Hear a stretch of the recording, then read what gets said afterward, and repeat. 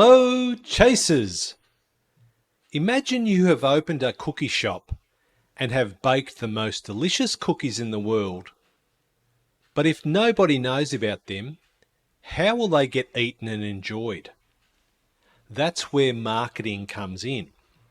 It's like putting up a big colourful sign that says, "Hey everyone, come try my amazing cookies." I'm your host, Chris Becks, a financial and business advisor with over 40 years experience and the founder of the multi-award winning CBEX Business Solutions for Good.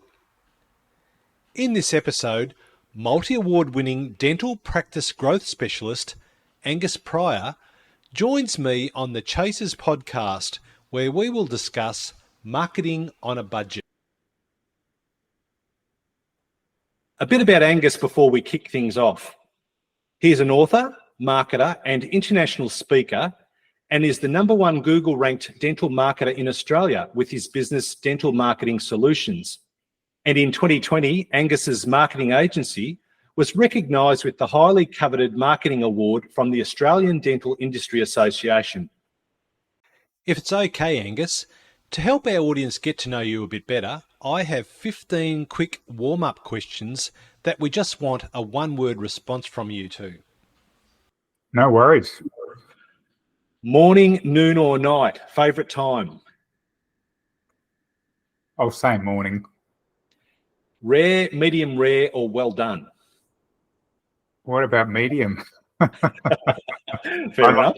I like my steak medium. Awesome. Drink of choice, red or white? Red.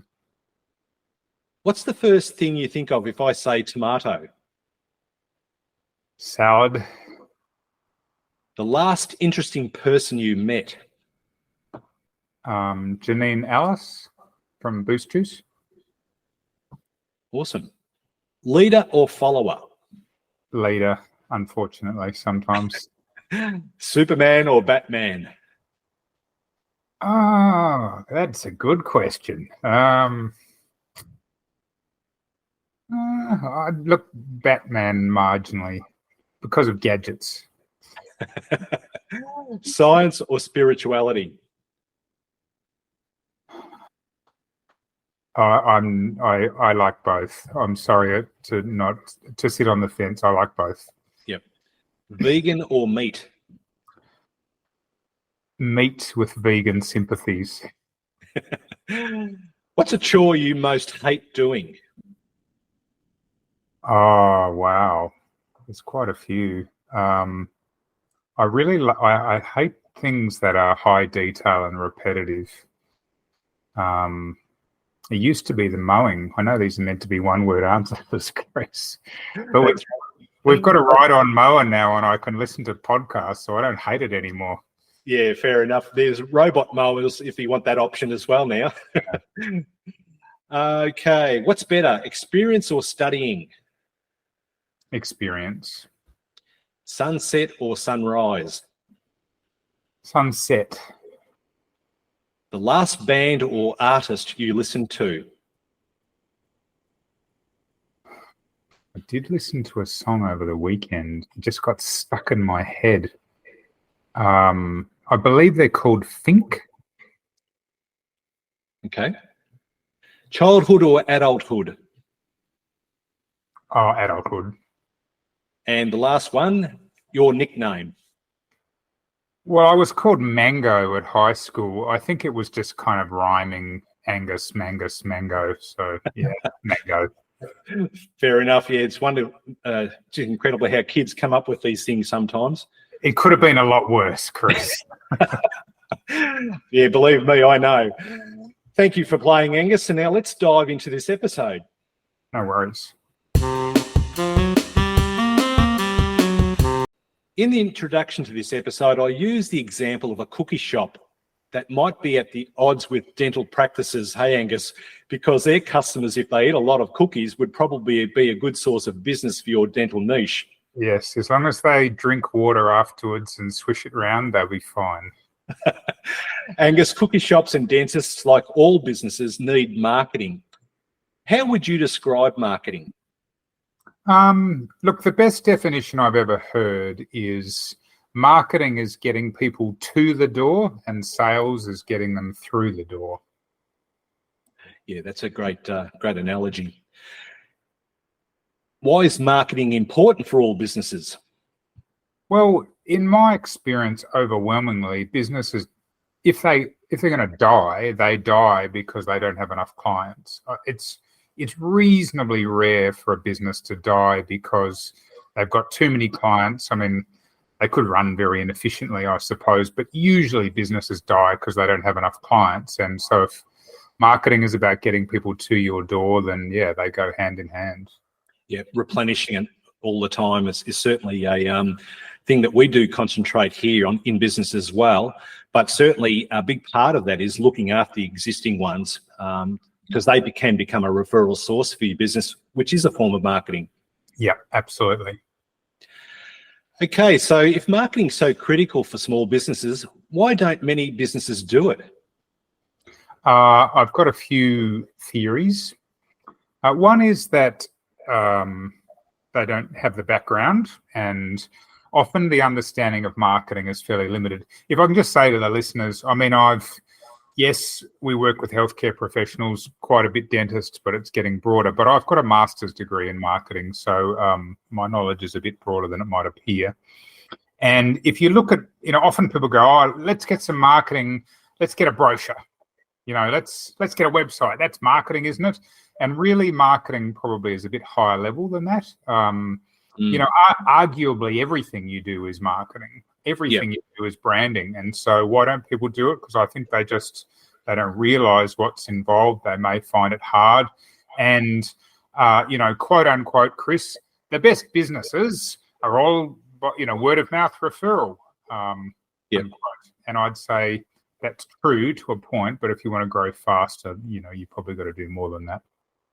That's right. And I think you've hit the nail on the head when you talk about marketing being a lot more than just the website or the brochure, because the way you answer the phone, that impression that you give is such a critical first point of contact that you have to a potential customer, and you can lose or get them on that the way that call is handled.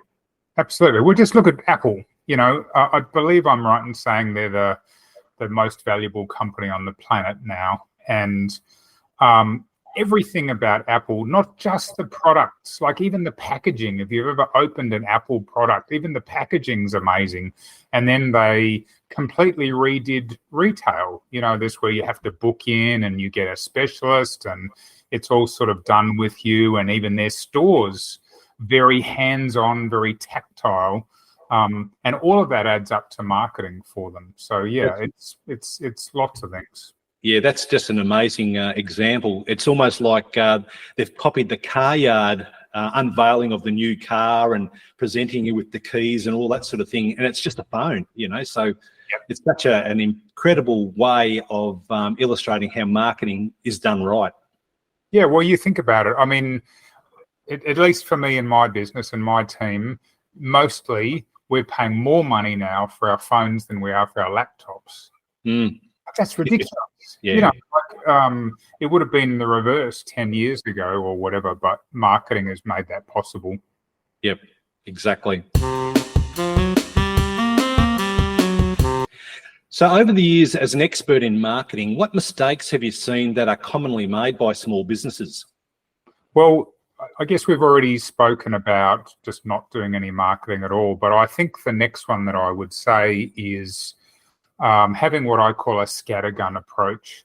You need a mixture of strategy and tactics, and the strategy is kind of what's the big picture, what are we trying to achieve here, who's our ideal client, how do we attract them, and what I often see is like say, for example, our cookie shop, somebody knocked on the door, True Local or, Yellow Pages, back in the day. And they say if we place this ad, we can get X result. But you're much better off having a real coordinated set of activities rather than sort of this scattergun approach where it's a bit here and a bit there that adds up to often not much at all. Yep, I agree. So in these tough economic times where small businesses are watching every dollar very closely, what are 5 ways they can inexpensively but effectively market their businesses? Okay, number one, and this is true for every single business, even our cookie shop, regardless of whether you're service-based or you're manufacturing or whatever, figure out who your ideal client is. One of a really common mistake is they go, but Angus, everyone's our ideal client. And I go, no, they're not. Like if you look at every single business, for your cookie shop, there will be a particular group of buyers who will out-purchase your other buyers 10 to 1. You know, that sort of 80-20 rule. Yep. So figure out, I mean, Chris, you and I can speculate. My assumption is, I really don't know, but my assumption is for a cookie shop that I'm guessing maybe mums with kids is probably a pretty strong play. Yeah. Yep. And so we're not targeting the kids, we're targeting the mums because they're the one with the money. And the more you can figure out who that person is, the better you can market. Because think about us as consumers. We don't want to see marketing that says, hey, come and get this service from us because we're for every person on the planet. No, we want to see marketing that says, in my case, come and get this service from us because we specialize with males that are in their 50, that are white collar, that are professionals, they've got a business and they like, you know, exercise. And like as soon as I see that, I go, wow, they're talking to me. Whereas if you market with, oh no, we're for every person in the world, then there's no point of differentiation. Why should I go with you when I could go with you? So that's the first one. Yep. The second thing is, and you can do that, just look at your data or, you know, run a survey or whatever. Like it's not, no cost. The second thing is, where do those people hang out? And this will avoid the scattergun approach, so that when just for example, the the local RSL contacts you and says, hey, we could put your ad on the back of beer coasters. Then you go, well, hang on, my ideal client's a mum with young kids. She probably doesn't hang out at the RSL drinking beer. I mean, maybe she does, but she probably doesn't. Yep.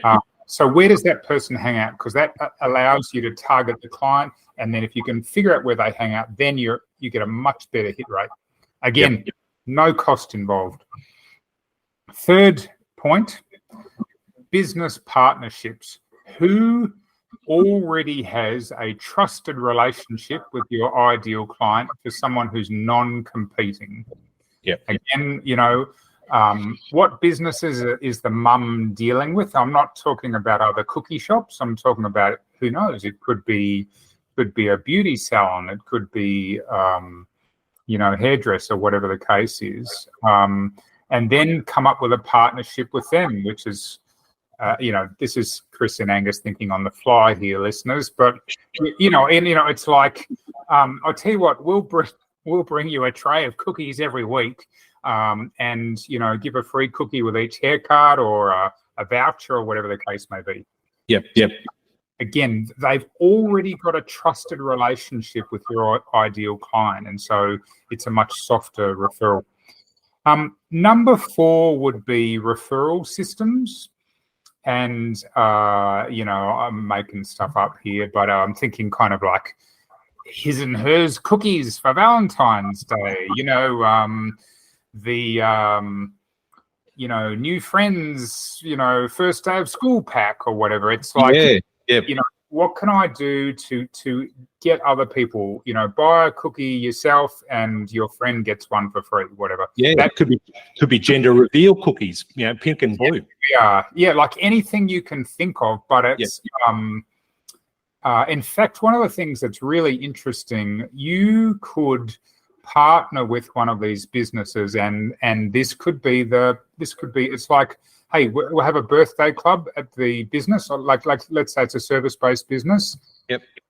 And for every client on their birthday, they send an email or a card that says, hey, happy birthday, Chris, here's a voucher for a free cookie, or buy one cookie, get one free, something like that. So that's number 4, referral systems, where you can get your trusted clients to bring their friends. And then number 5 would be Google reviews. again, none of these things, I mean, apart from giving away a few cookies at number 4, like none of these things cost anything at all. And in terms of Google reviews, you should be shameless in asking for them. Like, do not, if you got, if Mrs. Jones brings her kitty in every week, then, you can just say, look, we really appreciate your support. We'd love to get the word out to other people like you. Would you be open to leaving us a Google review? And what I do would be is get a QR code in the store and say, look, you can, if you wouldn't mind, just scan this and then leave it. We can't wait to see what you've got to say. Fantastic. Yeah, that is such a cheap and very efficient way of getting reviews is the phone, that's for sure, with the QR code. And as you said, it's very, very cost effective. And most people like to give praise on something that's done well.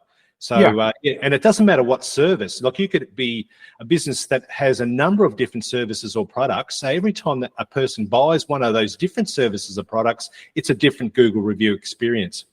Yeah, potentially. I don't know whether Google stops you from leaving more than one review on the same account, but sticking with the cookie store for a minute, I think it's fair to say that food establishments are some of the highest rated places on Google. I don't mean the highest rating, but you look at restaurants and they've got 400,000 or 500,000 reviews. Yeah, and dare I say, if someone's like, let's assume this cookie store, maybe they sell coffee as well, and you Google, cafe or coffee or something like that, and then you say, well, here's the cookie store and it's got 400 plus reviews at 4.9 stars, then I'd go, great, okay, so it sounds like they've got good coffee, and sure, yeah, I'll have a cookie with my coffee.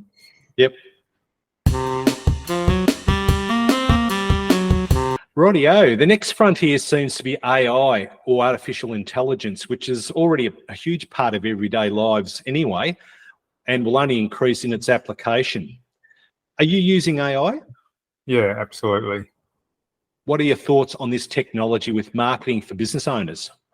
Well, where I see it as being really easy for the listeners of this podcast to access, pardon me, is using something like ChatGPT. There are a few different ones in the place, but we've already alluded to the fact that you want to appear strongly in Google. And so the beauty of ChatGPT, the one thing that Google likes is fresh content. Now, even if you don't have a website, it used to be called Google My Business. It's now called Google Business Profile. You absolutely must claim that. Yep. It's just like literally Google how to do this. They'll send you a postcard to your address. You punch in the details and then you've claimed that business. Yep. Well, you can post on your Google Business Profile the same way that people post to social media. And you're going, but Angus and Chris, what do I post? Like I do cookies, how many things can I talk about? Guess what? Ask ChatGPT for ideas. Give me 20 topics about cookies. Give me 20 cookie headlines, and then choose your favorite few, and then say, okay, write me a 500-word article on that.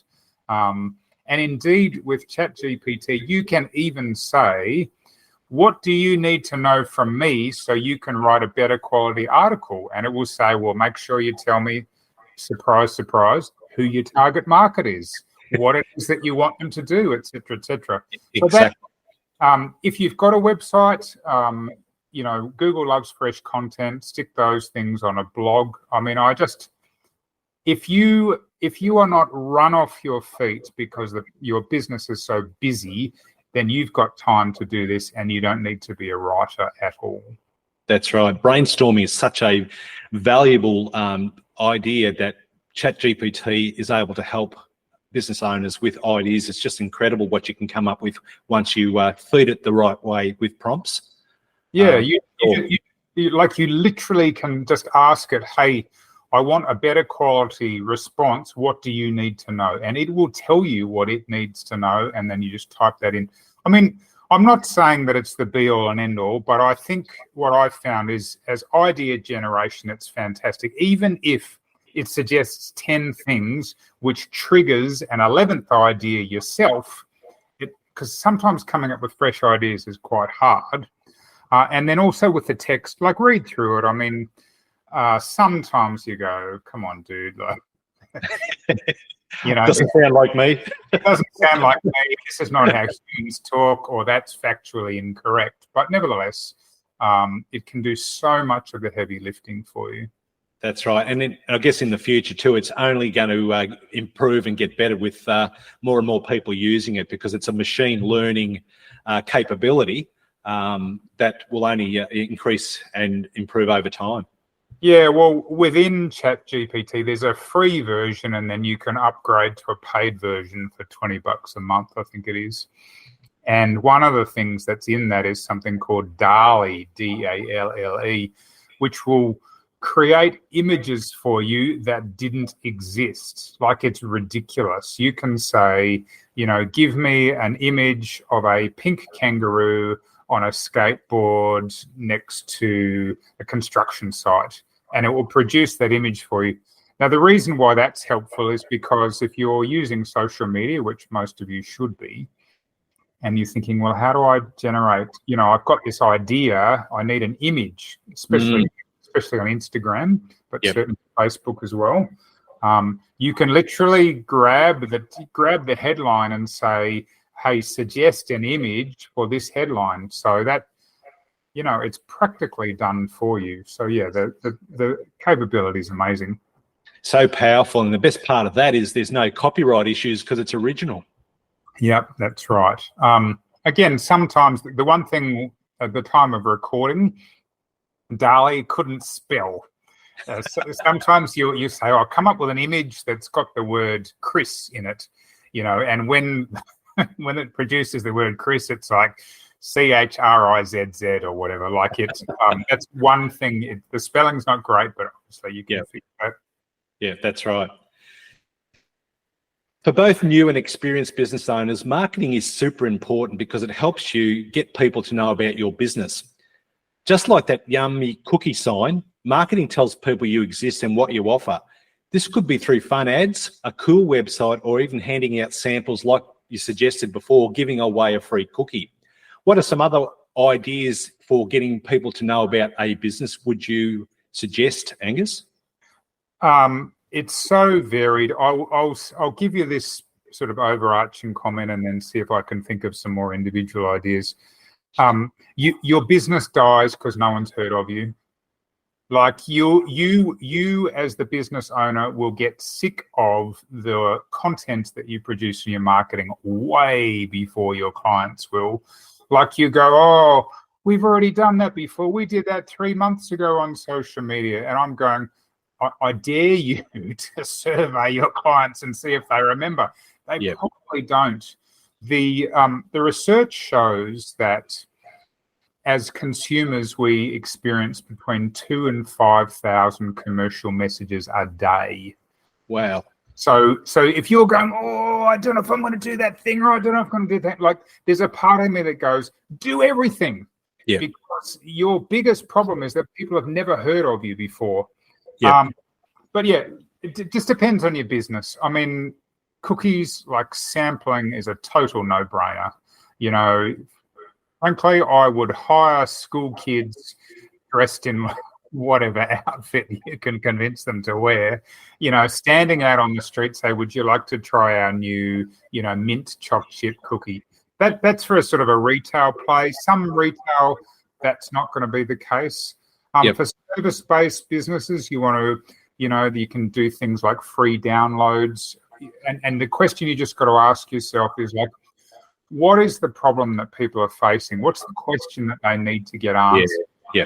And you can tell them in one of your documents the kind of what, maybe, but not the how. So, like for Chris's business, it's kind of like, hey, how do I get set up so that, I can pay for my kids to go to a private high school or whatever? Well, then if that's a question that's in people's mind, then produce a 2-page document, have a free download on your website, or stick it on social media and say, DM me if you'd like a copy of our guide. There's so many things you can do, but just philosophically, figure out who your ideal client is, figure out where they hang out, figure out the problems that they see, and then try and hit them over the head with that, like every way you can think of. Yep. Lead magnets is certainly the attraction that lures people to a business, and you've hit the nail on the head, giving them information about their pain points or what's keeping them awake at night. That's for sure. Yeah, I've heard it said that now the value of someone's email address, them filling in one of those lead magnets, as they call it, it probably needs to be a perceived value of about $30. Wow. So I'd say, 10 years ago, you'd have said, hey, get a free piece of paper with, 10 words on it, and be like, oh, no worries, I'll type in my details. Now it's like, no, I don't want to, because I know you're going to spam me. Yeah. And so you really got to go, well, in my space, what's something that would have that perceived value? Yeah.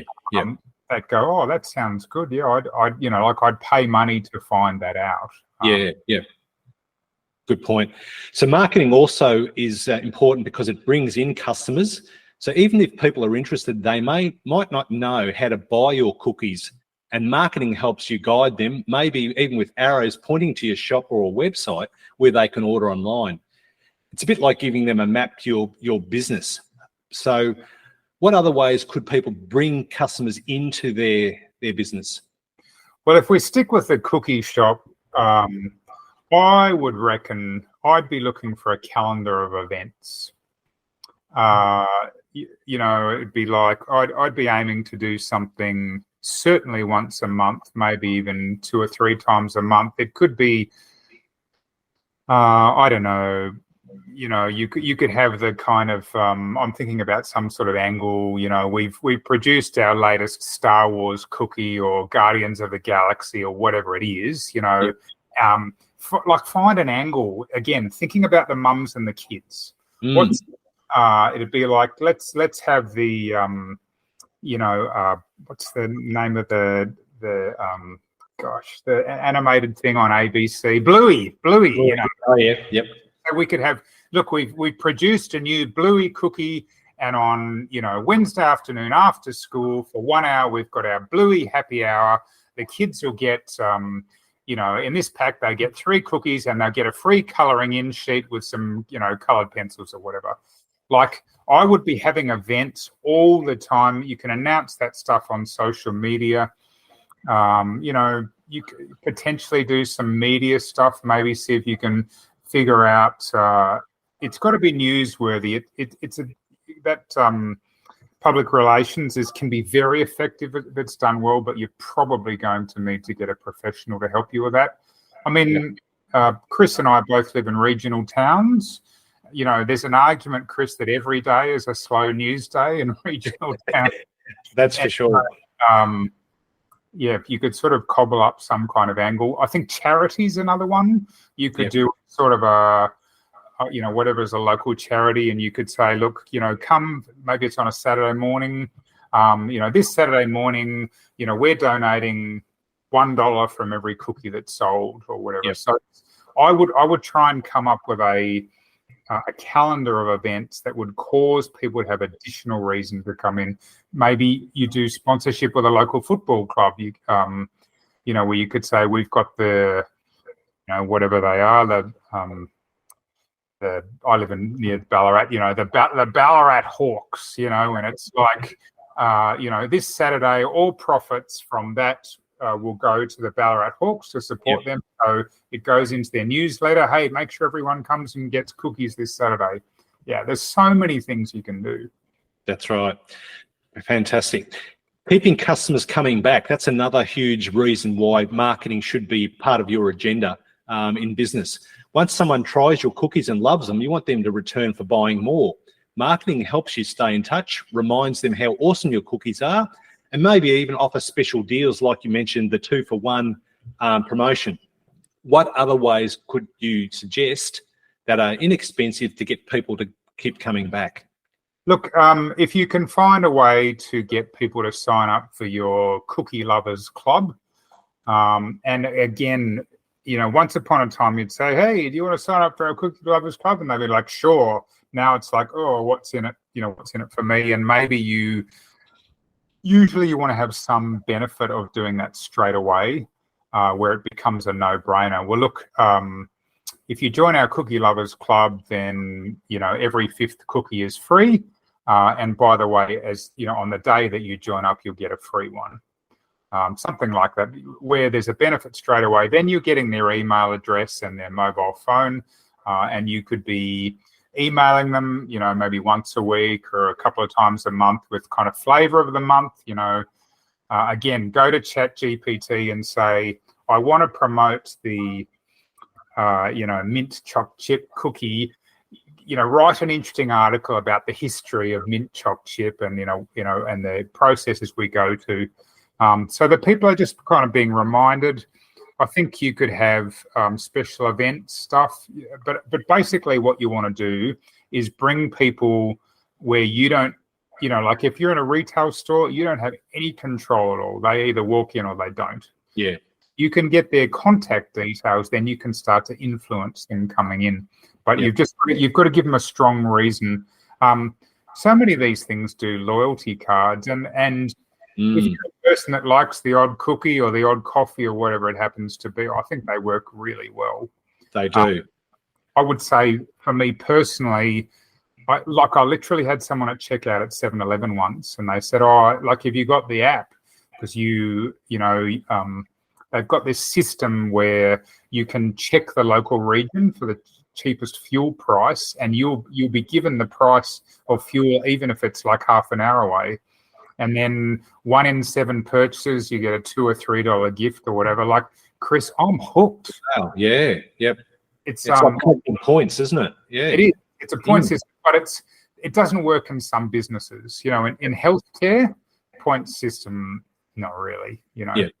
But the sort of businesses where people could be going reasonably frequently, like retail, it definitely can work very well. For new business owners, marketing might seem tricky, but even small things can make a big difference. We mentioned about starting to tell your friends and family, putting up posters in your local area, or using social media to share your cookies with the world, because every little bit helps. For seasoned business owners, as your business grows, your marketing can too. Explore new ways to reach people, like online advertising, the influencer partnerships, as you mentioned, or even creating fun events. Remember, your cookies might be amazing, but if nobody knows about them, it's hard to stay successful. So you need to keep that marketing sign bright and eye-catching. So whether you're a baking whiz kid just starting out or a seasoned cookie entrepreneur, remember, marketing is the key to sharing your deliciousness with the world and keeping your business thriving. But remember to watch how many cookies you eat, drink a glass of water afterwards, and brush your teeth regularly. Isn't that right, Angus? Absolutely. I'm not actually a dentist, but I've just gleaned so much from working with them and other healthcare professionals. Yes, I don't think I should work in a cookie shop. I try to keep reasonably slim, but I do like them, especially with a cup of tea or coffee. And that would be just dangerous, I think. I know. The temptation at morning and afternoon tea time. Oh, I tell you what, our office is notorious for making Monday baking a ritual. And tell you what, the sweet things we get, it's not very good. Thank you very much for your generosity and time today, Angus. If you would like to know how to create a marketing plan for your business in 2024 to really achieve greater success, call our office today on 0355 612 643 to discuss further. Thank you for listening.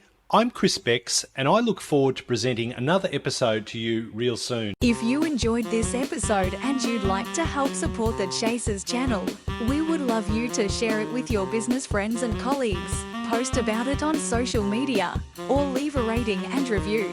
To catch all the latest from CBEX Business Solutions for Good, follow us on Facebook at facebook.com/CBEX, Instagram @CBEX, and on the internet at cbex.com. Thanks again, and we'll be sharing new info with you on our next episode.